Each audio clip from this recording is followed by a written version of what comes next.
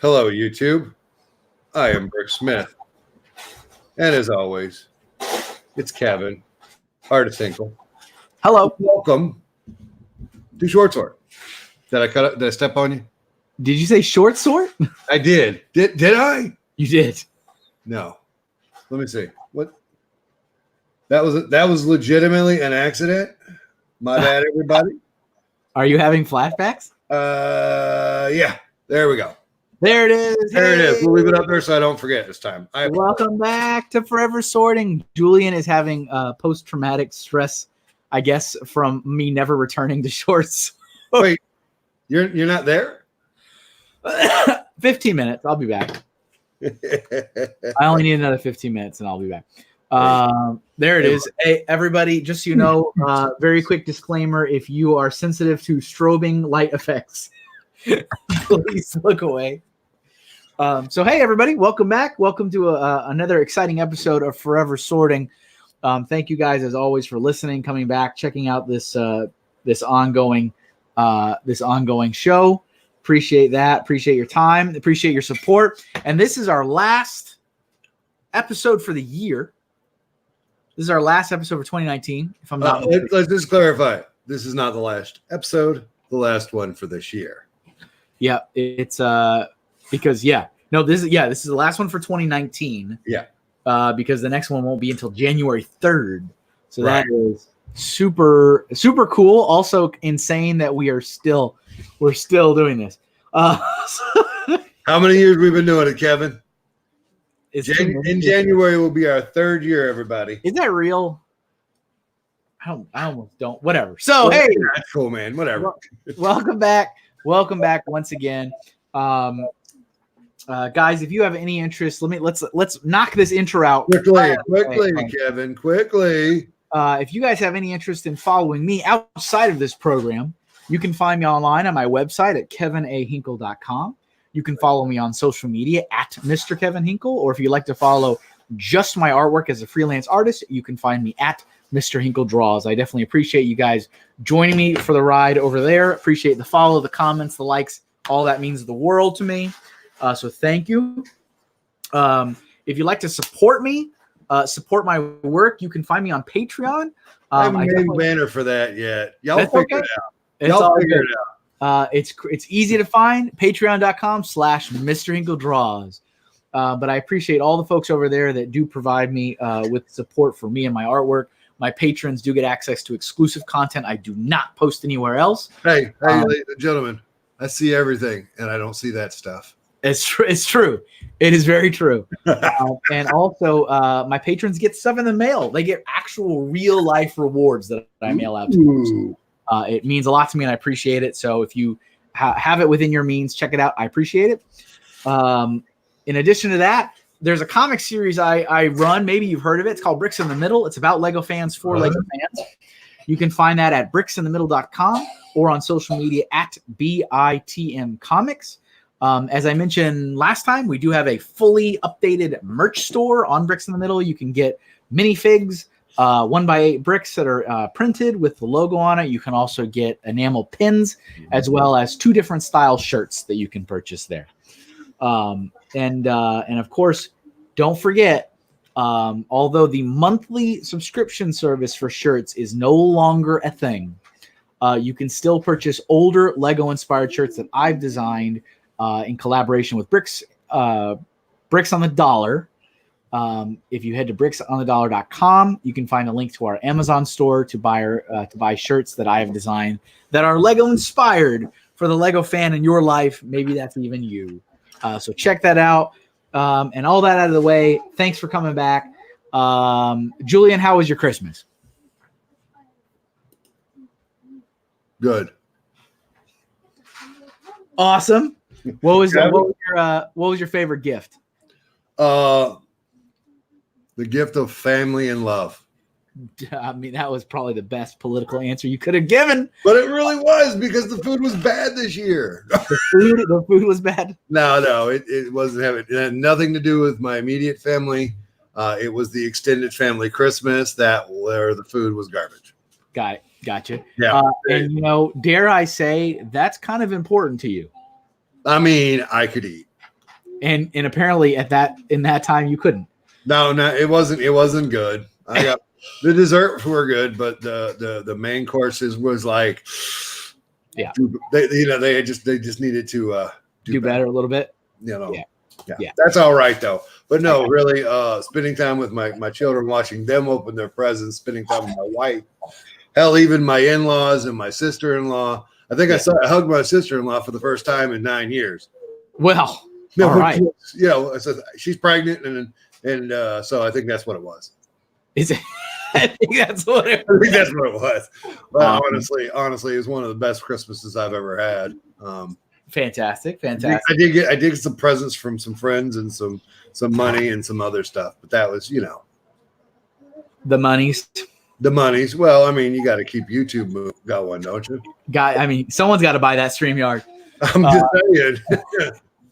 That's awesome. How was your Christmas? Yep. So mine was good. My primary goal was to not work. That was my goal. And I can safely say I did that. So, Christmas Eve, Christmas Day, and the day after Christmas, I was like, I do not want to work. And so those 3 days, I can safely say I didn't. I didn't do anything. I mostly spent time with the family. If I wasn't spending time with the family, I was sitting on the couch playing Nintendo Switch. There it is. What I was doing. So I actually had a lot of fun. Good for you. Yeah. Today being Friday at the time of this recording, this was the first day I got back in the saddle and started looking through emails and stuff. So that was great. That was awesome. Had a lot of fun just doing nothing. Glad you enjoyed your holiday, and I hope comment down below. Tell us what your favorite part of Christmas was. Was it the gifts? Was it the food, the family, or was it just vegging out playing video games? Oh yeah, because everybody. Listen, if you're under 50, you're playing video games. You're under 50, that's the new thing. That is the new thing. I'm older 50, because they still make solitaire, Spider Solitaire for the win. So. Now that we got all the awesome pleasantries out of the way, folks, we are going to dive into your comments from the last episode. Yeah, which, by the way, we greatly appreciate it. And because I'm raising hell and fighting the man, they'll stay on as of December 31st. They'll still be here. So keep on commenting and keep on rocking in the free world. Fighting the man. All right, so we're going to start things off with our first comment from Collecting Bricks. Collecting Bricks says, "Thank you, Julian. As usual, I am getting my forever sorting fix." We got you collecting. Our next comment comes from M&M Bricks. I know that guy. And M&M Bricks says, "When we support others, we support ourselves. Life, we're all in this together." We are. Beautiful, beautiful comment. Yeah, man. And then we've got our friend Jabba over at Bricksar. I know that guy.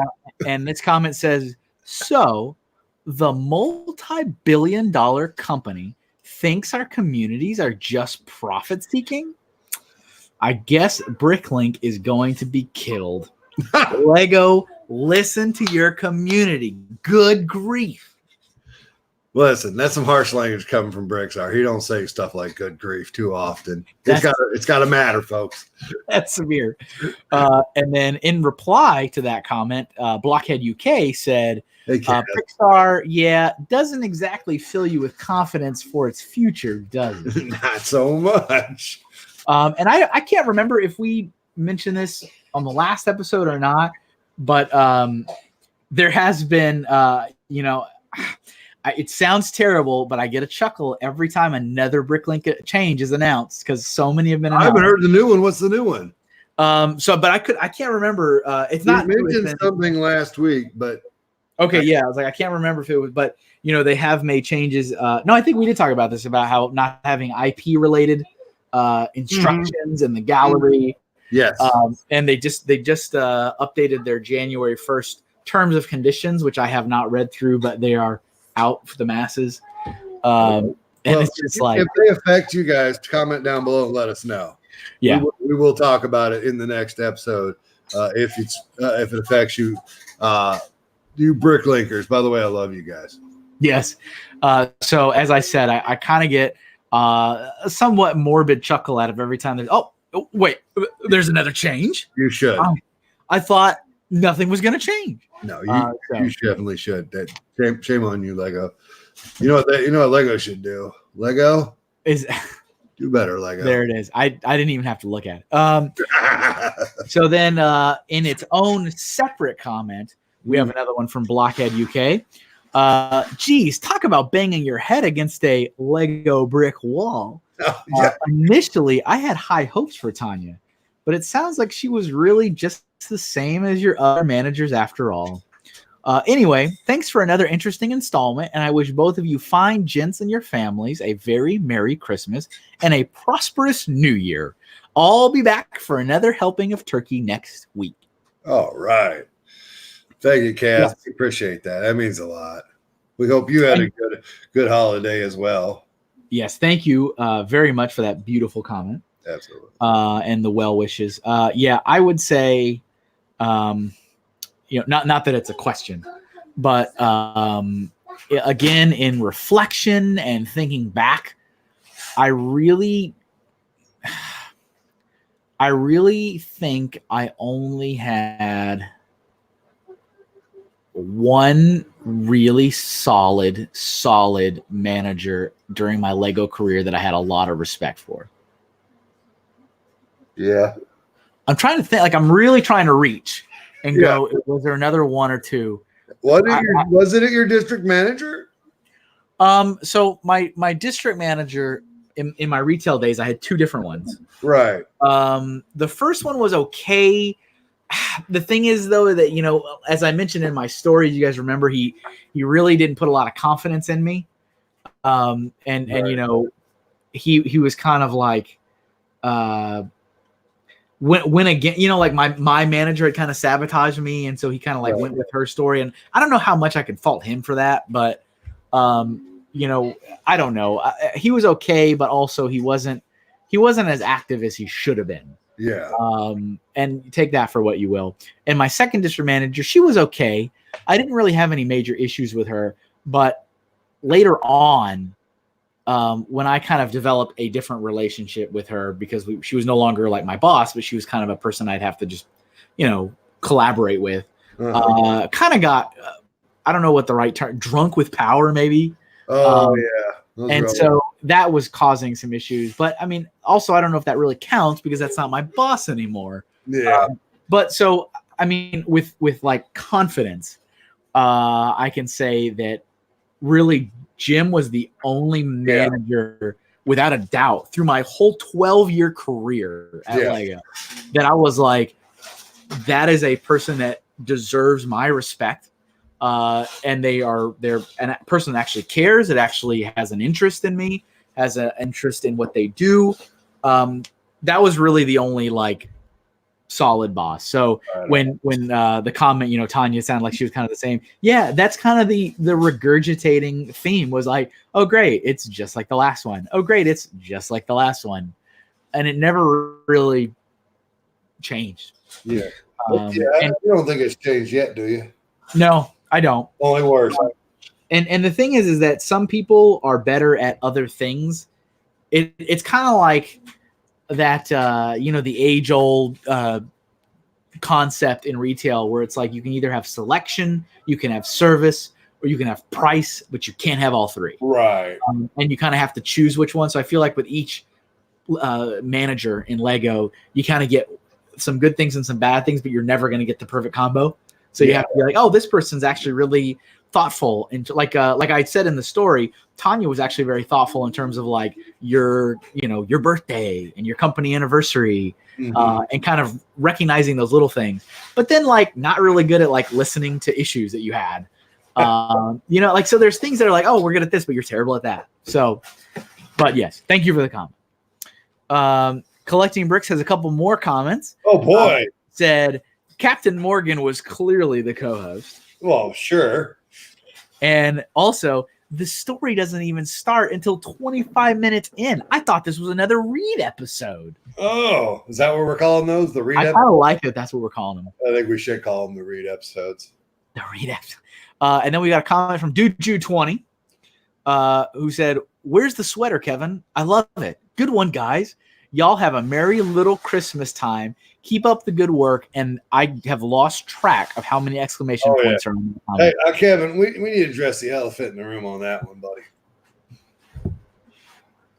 The sweater. The sweater. Yes. The sweater.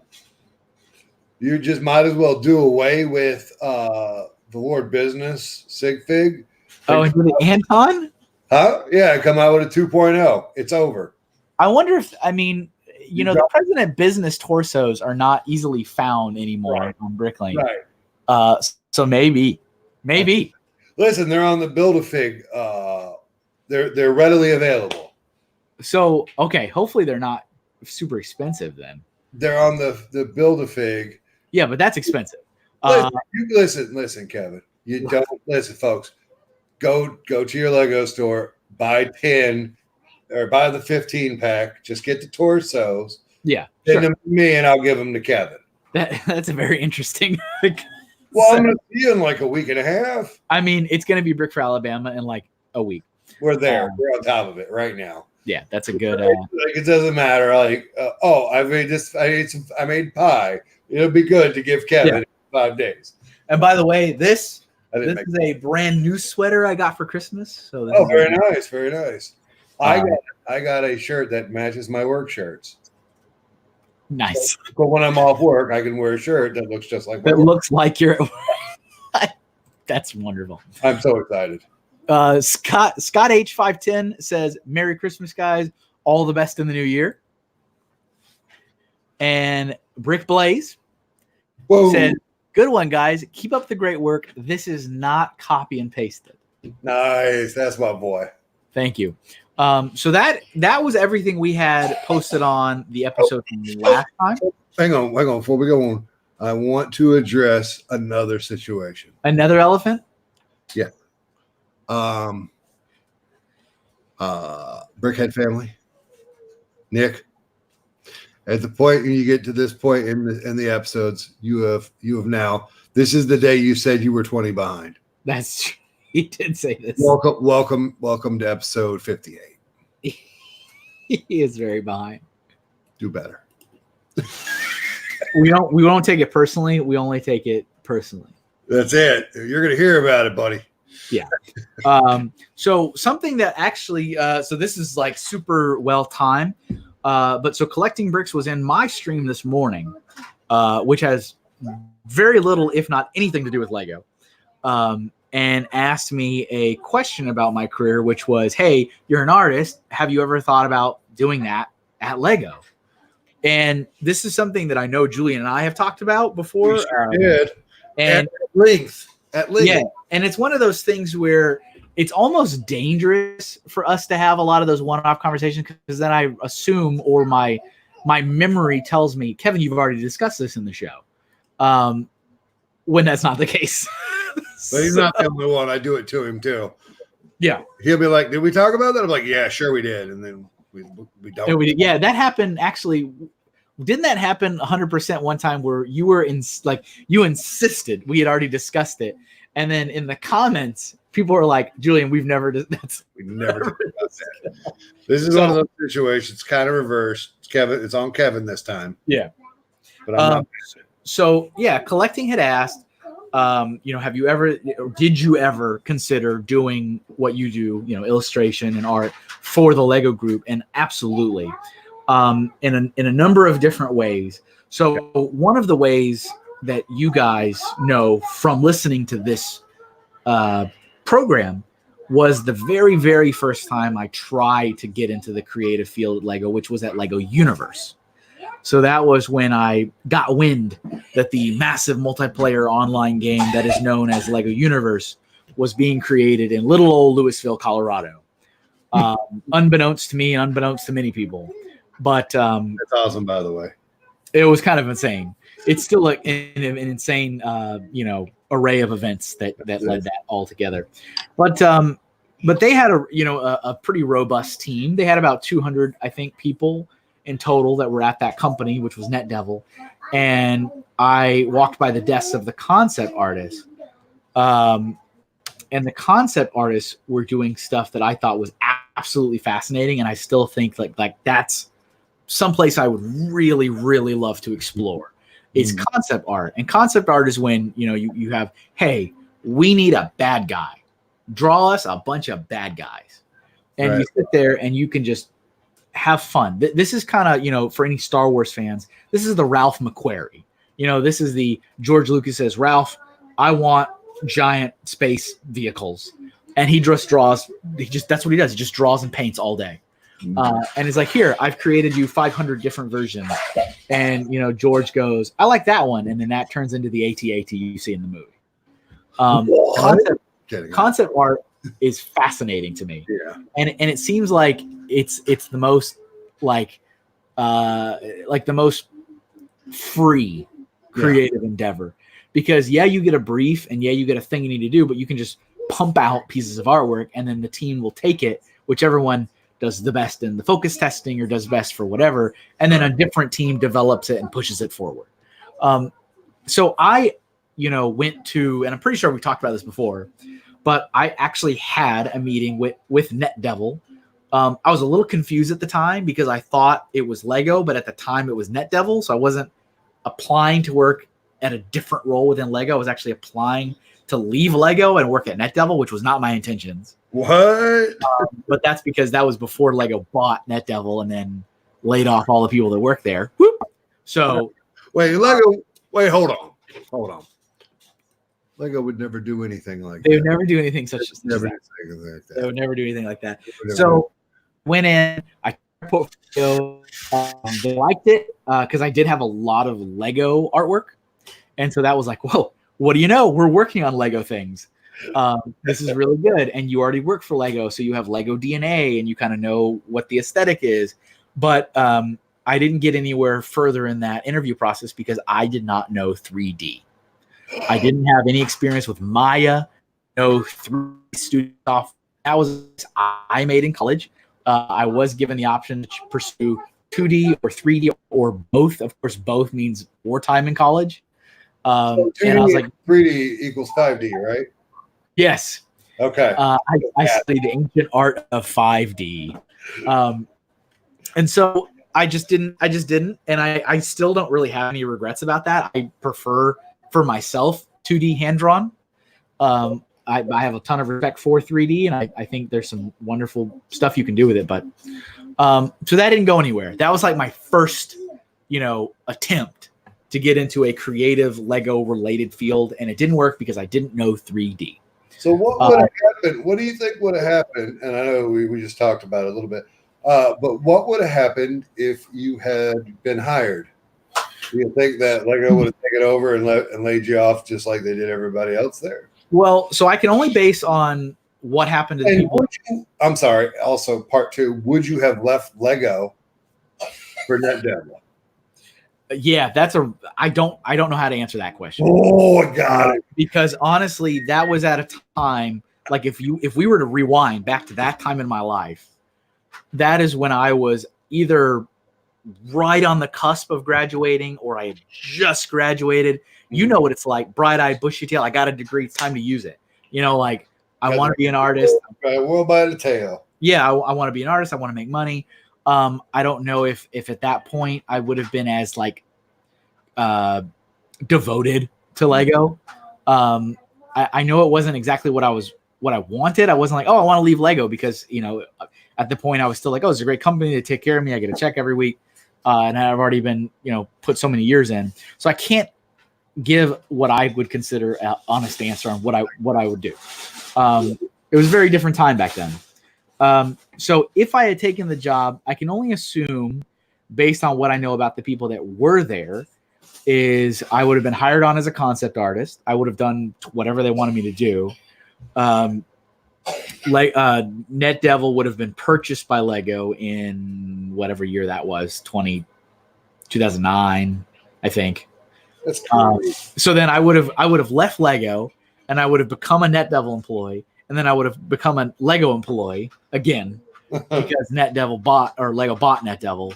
But then Lego shut down NetDevil and laid those people off. There were a very, very small amount of people that were retained.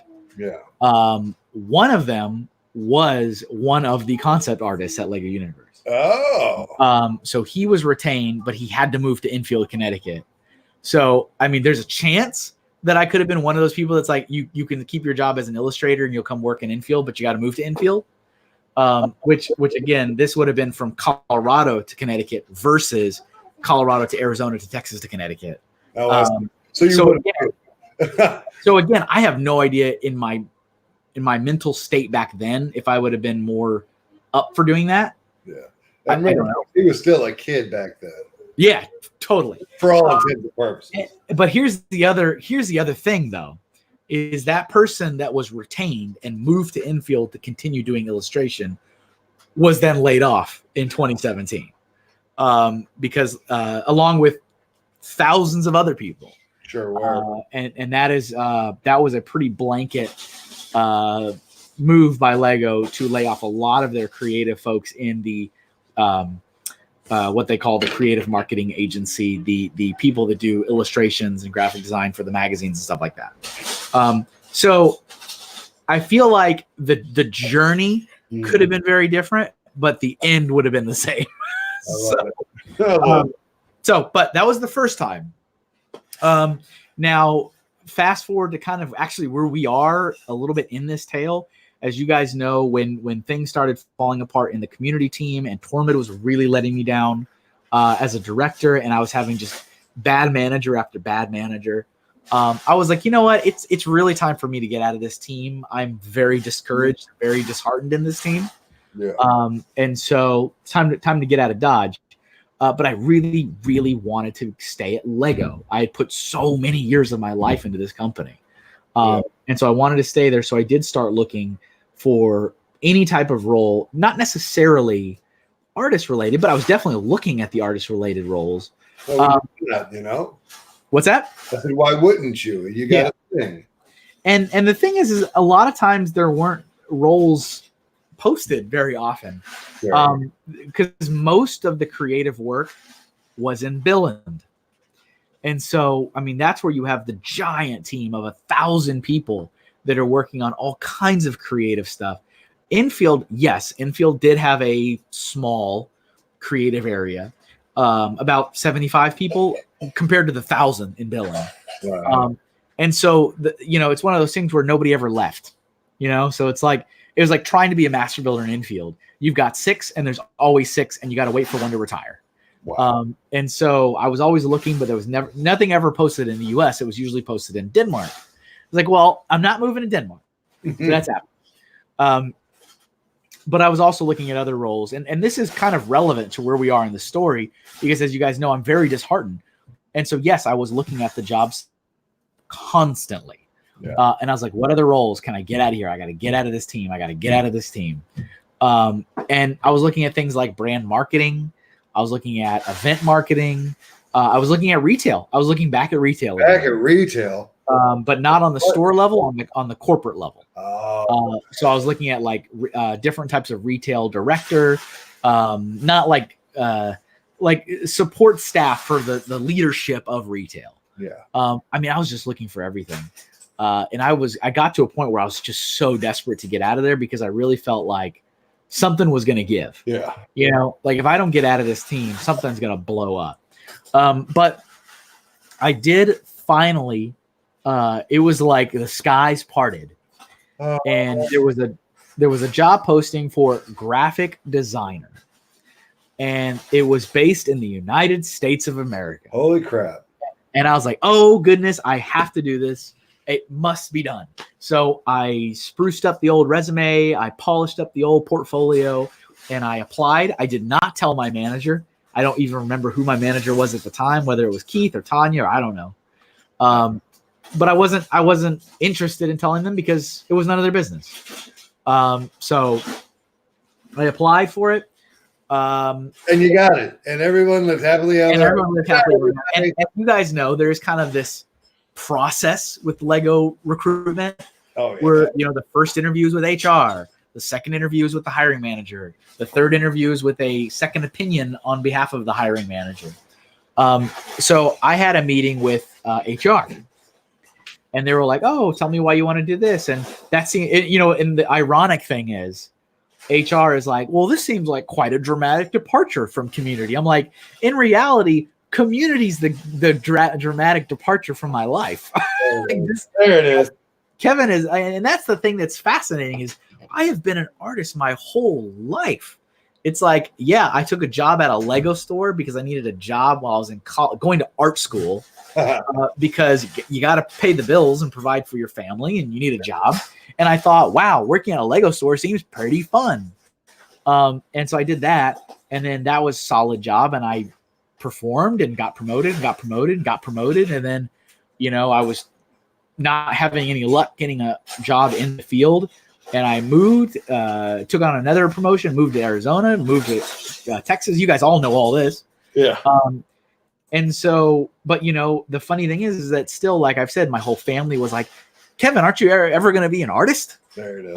And it's like, I know. So it was kind of funny sitting in a meeting with HR saying like, "This seems very out of character for you to pursue an art job when you're like a marketing person." I'm like, "You don't understand how the last like 5 years of my life has been a departure." Or the last like 10 years or whatever it was at the time. So I had that meeting with HR, and she said, "Okay, you know, everything looks good. I'm going to pass on your information to the hiring manager. So of course, if you're considered for the next step, this is for graphic designer, then the hiring manager will reach out to you and you'll have a second interview." Never had a second interview. Oh. So I made it past the HR and then went into the ether and never happened. There it is. Another role. I just see it. I see it come across that person's desk. You mean the community guy? Probably. That's all it was said. Done. So I don't remember where in my process of pursuing these art jobs this happened, but at one point I said, "You know what? I'm going to go talk to the director of that area." Oh my! So this is the person that's like on par with Tormund, the director of our area. And so his name was Roger. He is not with Lego anymore. And so I said, "Well, let me go speak with Roger." So I sought out Roger, and I did kind of one of those classic corporate maneuvers where I'm like, send him an email. "Hey, Roger, how are you? Just, you know, I have an interest in your area. Could we grab coffee one day and spend?" I mean, so cheesy and dorky. But I did it, and he agreed. And so we had like a 15-minute coffee chat. And I was like, "Hey, so I don't know if you know this about me, but I'm actually an artist. I actually have a degree in art. I've always wanted to be an artist. So can I work for you?" And he was pretty much just like, as you would expect, like, "Well, you're the community guy." And I'm like, "Yeah, I know, but that's not what I've done my whole life." And so I brought my portfolio that day just to show him. So we literally sat there in his office, and he opened it up and he looked through it. He was like, "Kevin, these are really, really good." And I was like, "Thank you. You should hire me before I go crazy." I didn't say that, but should have. But I remember sitting in his office. This is a director. I was sitting in his office. First of all, he had an office. Right. So sitting in his office, and I'm sitting there like as he's flipping through my portfolio, and I'm like, "Man, this is just this is where I want to be." Yeah. I was on a different area of the building that I never got to go to because it was actually behind a key card area of the company that my card did not open. Because the people that work in that area of the business usually are working on graphics or illustrations or comics or whatever for products that are not released yet. Oh, right. So they keep it kind of a little bit under lock and key over there. So I don't usually get to go over there. So I kind of have a very vague idea of even what it looks like on that side of the building. And so I'm over there, and like every cubicle, it's still cubicles, but every cubicle is like littered with action figures and games and toys and like Nerf guns, and people have beanbag chairs instead of like rolling office chairs. And I'm sitting there in Roger's office as he's looking through my portfolio. He's got a what on Valhalla, everyone. Yeah. I mean, and sitting in the corner of his office, he's got an old school, you know, fat back TV with a Nintendo hooked up to it, and like the Duck Hunt zapper gun. And he's got two beanbag chairs in there. He's got like not Lego. Like I'm talking about like action figures and toy, like hanging from the ceiling on fishing wire. And I'm like, why am I not here?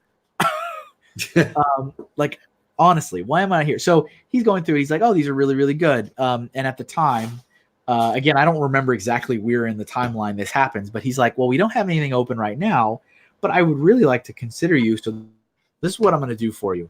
I'm going to send out an email to all of my management team. And that was like, I don't know, 6 people, 8 people, but different people that were responsible for different teams in that area.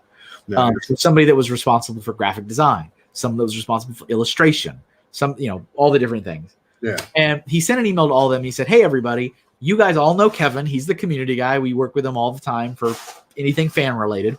Yeah. Turns out he's a really good artist. Here's a link to his portfolio online, because I told him, I was like, oh yeah, I have a Deviant art page. That's an art social media account. Listen, hey, some of us know what that is. I'm very happy.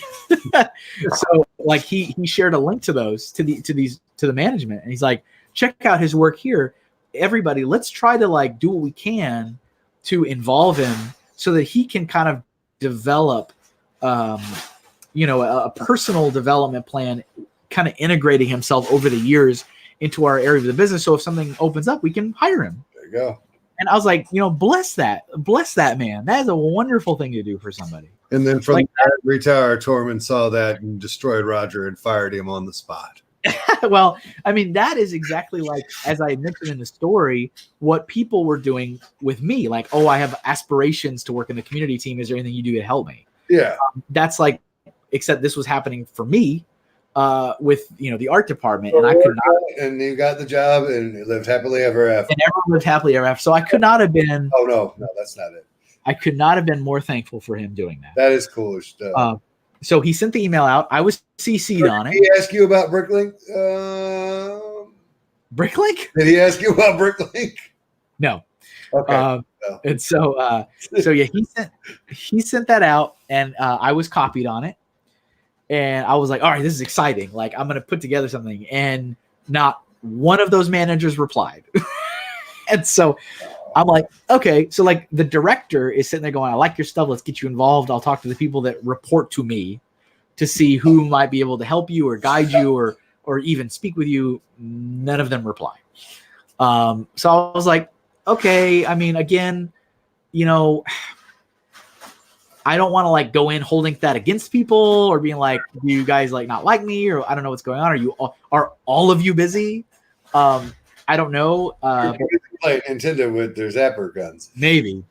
I mean, but they're like, I can't even tell you, man. They were always doing cool stuff over there. Yeah. Like every Halloween, the art department would do a costume contest. Oh, nice. Nobody else would. Like we wouldn't have that out in the marketing area. They wouldn't do that in accounting and finance and tax, and because it was only in the art department where they did that stuff. Sure. I got a quick question. I can't get past the thought of it. What the zapper gun, was it orange and white, or was it the dark blue and or orange and gray, or dark gray and light gray? Which one was it? There was definitely orange. Okay, because there's an even older gun that is just two-tone gray. Okay, that's I have to know. Important. I have to know. It's all right. It's one of those things. It's all good. I had the orange one. But yeah, they did awesome stuff over in there. It just seemed like I felt like that is where all of my fellow college mates all went. And then I was sitting there in the cubicle like in accounting. Like it was just what they call that is the grass is greener on the other side. Well, I mean, that's true. But it was interesting because, I mean, even like at lunch, usually, I mean, you sit with your clique, right? You sit with your friends, or you sit with your department, you sit with your team, and they would usually sit with each other. And I could just, I mean, it's a little bit of stereotyping. It's a little bit of judging a book by its cover, but it was just painfully obvious that they were the people that were having a great time. Like I can't, like, you're sitting there in like, just take the cafeteria, for example, and you're sitting there in a place that could fit 100 Lego employees, and you've got a room full of suit jackets, ties, nice dress shirts, and then you've got the long table with people with Star Wars shirts, graphic tees, usually tattoos, piercings, baseball caps, And they're the people that are churning out the really awesome stuff that you guys as Lego fans see. And I can guarantee you the cool stuff you see never comes from a marketing executive. Oh, I imagine not. No. It comes from one of the creative people that has like said, oh, wouldn't this be cool if we did this? And then draws it, illustrates it, designs it or whatever. Yeah. And I'm like, man, and I always got the vibe because it just seemed like, I'm like, God, it just seems like those are all the people I went to college with. Yeah. It's like, those are like my people. Meanwhile, I'm over here trying to rub elbows with suit jackets to get money. So that being said, that didn't go anywhere. Yeah. I tried, he tried, didn't go anywhere. I didn't want to push it too far because I felt like that was too much. Yeah. I already reached out. I expressed interest. He went above and beyond by sending messages to his managers. I wasn't going to press the issue anymore. So another job got posted. Oh my. This one was for a senior art director. Oh. I didn't know what it meant and I didn't care. So I was like, okay. Art in the title, and you knew that was your field. Yeah, it had art in the title. It was another opportunity to try to get out. And it was a director level. So that meant that there was people leadership involved with it. And I hadn't led people since my retail manager days. But I mean, I thought on it long and hard. And I said, you know what? Gosh darn it. Managing this relationship with these fans across 2 continents is people. And I'm managing people, baby. And so I was like, I'm doing it. So I applied for that. And that one, once again, I got to the HR level. So I had a meeting with HR to discuss it. Hold on. Has it been the same person in HR every time? No, it was a different HR person. Okay. See, because I feel like they're just snitches, and they went back and they said, don't do this or whatever, or ignore Kevin's plight. Well, that's what I feel like HR is like, okay, not HR in general, but your HR to me reminds me of Michael Scott. Yeah, Toby. Toby. That's what I feel like. Is like, I feel like, oh, they were. Yeah. So yeah, this is definitely a story for another day. Okay. But the HR department at Lego is not good. The HR department, I mean, this is over years and years and years of observation of firsthand information from colleagues, past, present, current, all the above. There is a lot. Oh, still. There is a lot of hypocrites in the HR department. There is a lot of do as I say, not as I do. I can tell you at all the conferences and holiday parties that I've been to at Lego, the people that are the most drunk are always the HR people. No. And it's just one of those things where I have spent way too much energy of my neck shaking my head at HR people. I'll just leave it. They are some of the most hypocritical people I've ever met in my life. Just speaking about the Lego HR folks, not where I work. The HR. I mean, I'm sure everybody listening, you probably have some wonderful stories about HR in your own places. But me personally though, HR has never been a problem for me. Good. I mean, that's the thing. They're supposed to be there to help you. Yes. That's the point. I'm not saying they've been helpful. I'm just saying they haven't hurt me like they put the sting on Kevin, folks. Yeah, they and it's been different people over the years, but and again, we're getting sidetracked, but I love the side. We're down 18 different tangent. Yeah, I mean, I know I love it. Julian loves it. I know you guys as listeners don't like it. I've heard it over and over, and you don't like it. Reed hates it. It's and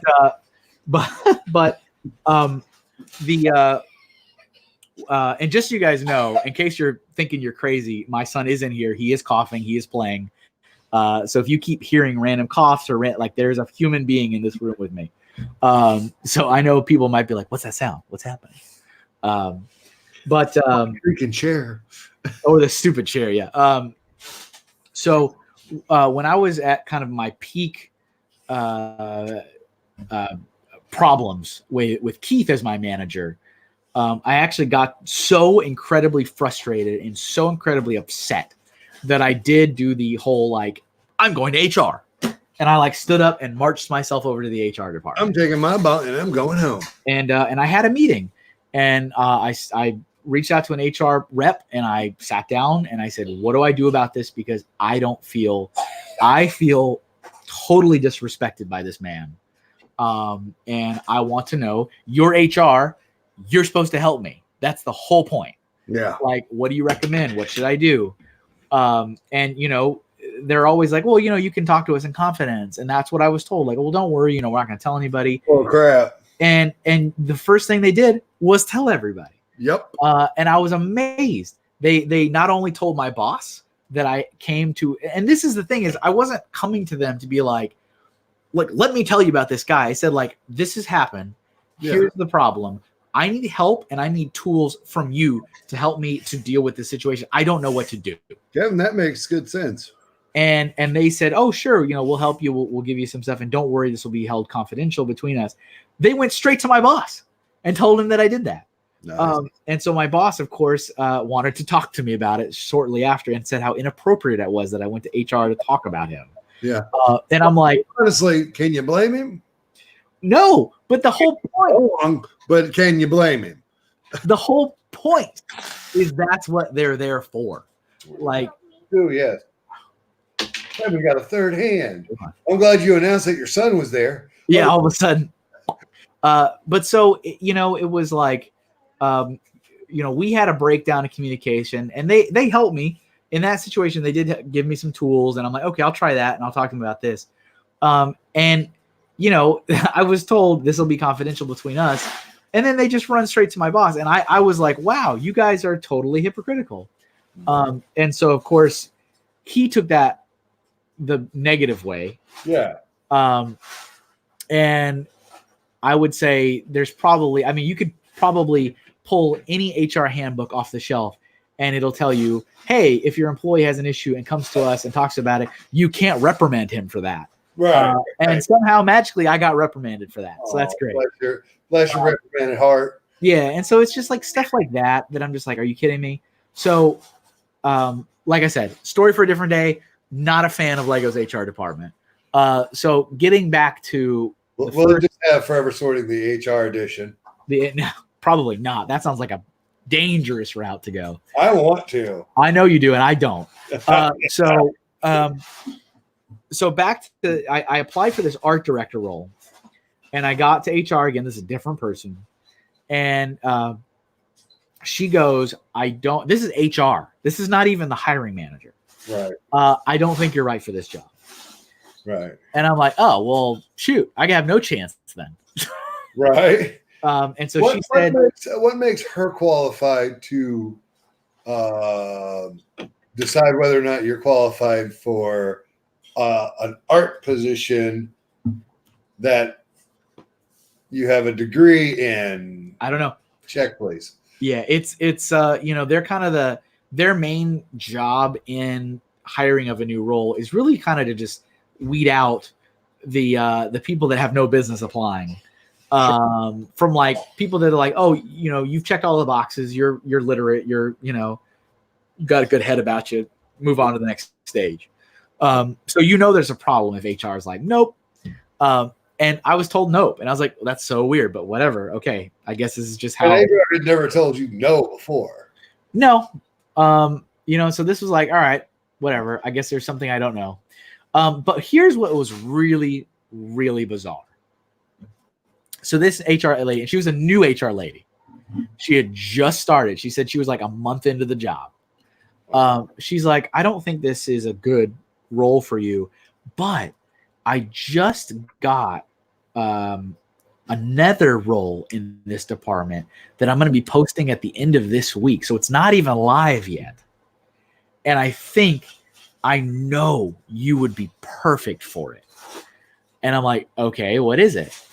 And so she shows me, like in the same meeting that we're talking about how I'm not a good fit for this art director role. Right. She goes, look at this. And she brings up into her email a role that's not even listed yet. Nobody knows about it.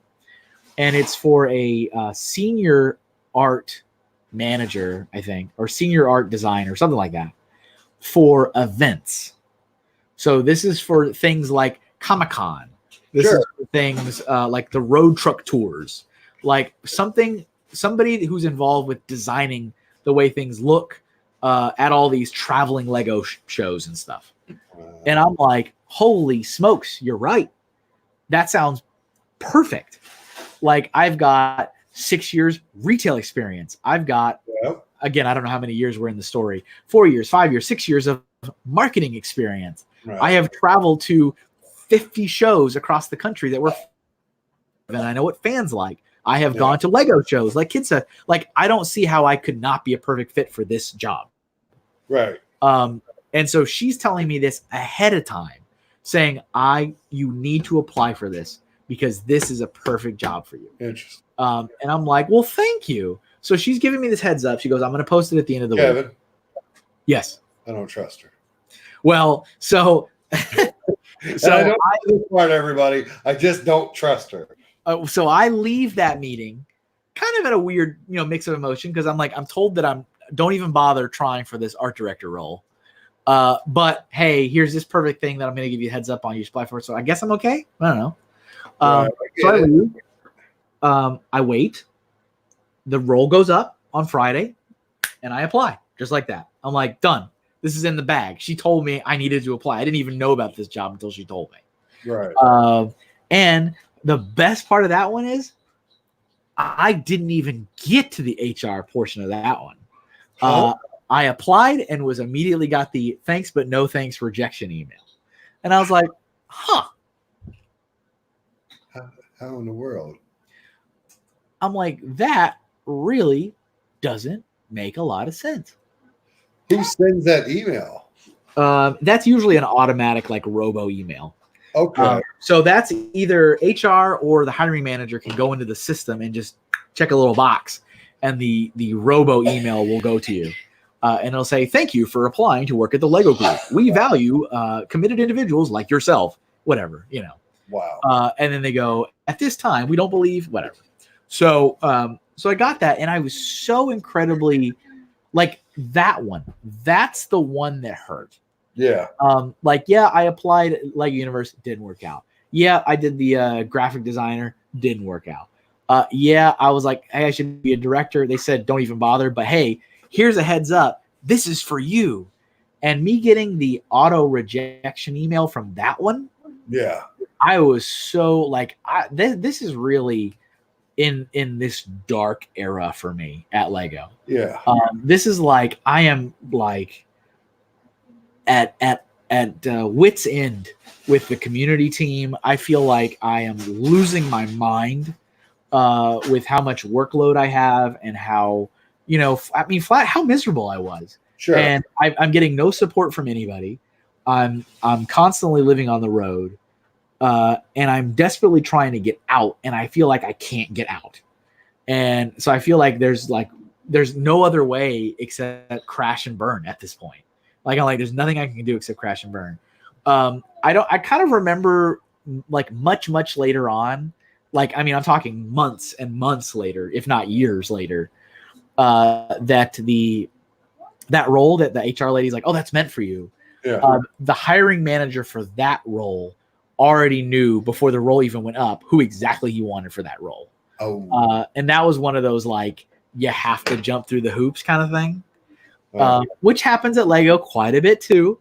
Sure. There's a lot of office politics and well, I want to give this to my friend who works in this area. He's perfect for it. I'm going to tell him or her that they've already got the job, but we have to go through the motions of putting the job up. And so the HR lady was not aware that hiring manager, this was done. And so when the job went up, the hiring manager's like, no, we're rejecting everybody because I've already picked someone for this job. Wow. And so, whatever is what it is. So to answer your question, collecting bricks after 30 minutes, did I ever consider it? I absolutely considered it. I tried it 4 whole times in my 12-year career to get in that field with Lego. concept artist, art director, senior art director, and art something with artists and events, and never worked out. Wow. So I gave up, and I did. I literally gave up after that last one. I said it's not going to happen. What do you do now for a living, Kevin? What's that? What do you do now for a living? Well, so that is the great irony, is after trying desperately tooth and nail to bridge my passion and my education and my career all together, came to fruition after I left. So, hey, there. I mean, I look at all the stuff I do now. I do a lot of design work with Bricks on the Dollar. I do design work with Eclipse Graphics. I do design work with Brick Fair. And a lot of it is very Lego centric and Lego related, and it's not from Lego. So it's the great irony. Suck it, Lego. So there's that. But it was a really good question. I wanted to properly answer it. And I mean, here we are, almost an hour into our program. So before we end up, because we have got no time to dive into extra bits today, folks. But we have talked about stuff you haven't heard before. I just want to take maybe 5 to 10 minutes and reflect on the year. Oh, is that we are going to do that? We're going to just like 10 minutes, just like 10 minutes. All right, hey, you do what you want to do. Julian, how was this year for you? Well, as far as the community is concerned, it was the more time I spent with you, the more broadened I got with the community collectively as a whole. Sure. Yeah. Which is a good thing. And as far as my passion of Lego, I still have it. Yeah. But it has definitely changed, and it's not because I've got a bad taste in my mouth for Lego, because it's still the most high quality toy you can buy. Like, yeah. I'm madly in love with the actual parts and pieces. It's an incredible product. Yeah, but my Lego mindset has changed from I need all the sets to, well, I just need to focus on one big pink thing. Yeah. And I feel great about where I am with the community. I feel great about where I am with this, with my passion.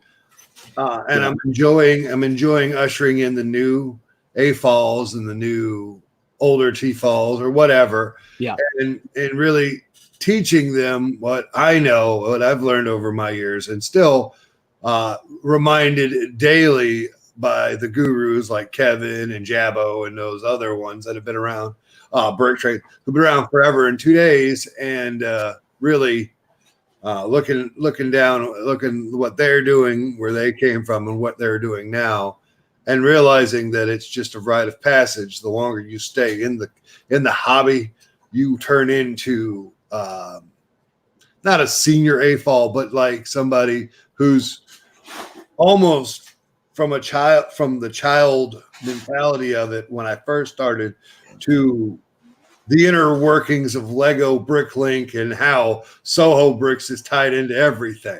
You know what I mean? Just think like that. Just that statement alone. Yep. I mean, drop mic and ask you how you feel.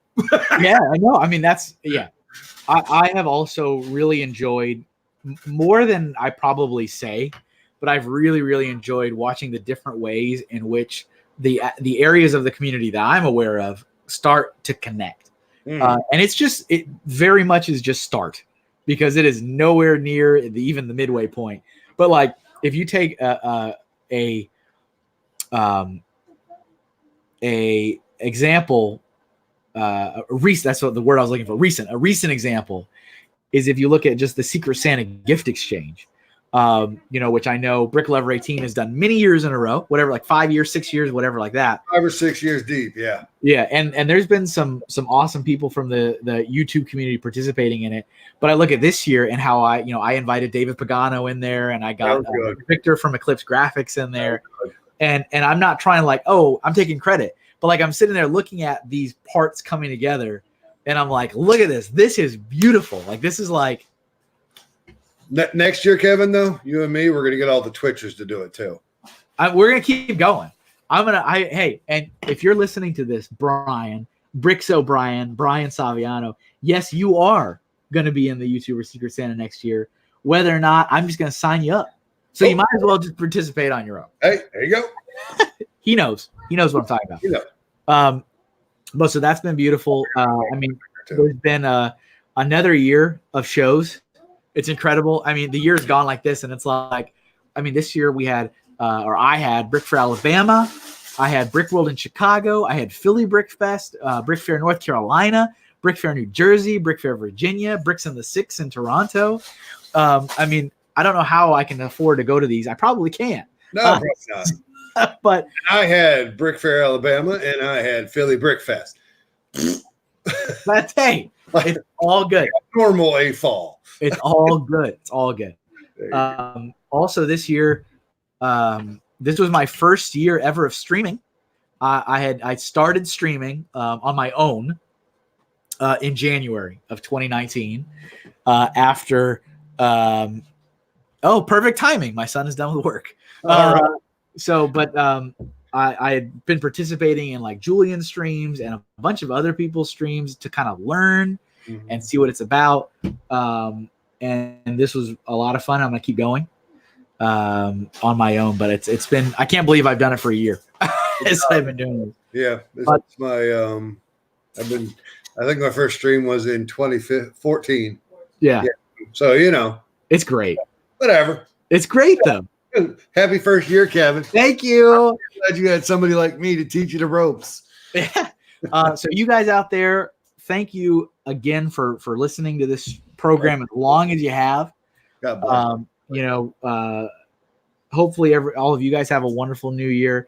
This is, we did a whole bunch of tangents and a whole bunch of interesting stuff, but if you have any thoughts on Forever Sorting over the last year that you want to put down in the comments, any questions or whatever reflection about the program, maybe where you'd like it to go, because it's can't go on like this forever. Kevin's story only goes so much. Also, real quick, well, I just figure I figure I haven't even talked to Kevin about this. He doesn't even know what I'm about to do.